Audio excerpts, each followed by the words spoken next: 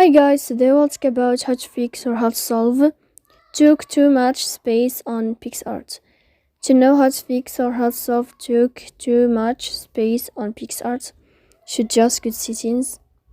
Here you can click on apps, default apps, app settings.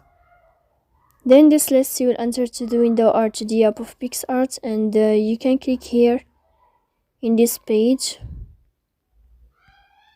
After that, you will enter to first stop and you can click OK. Here we'll enter to the window of storage. Then you can click clear cache.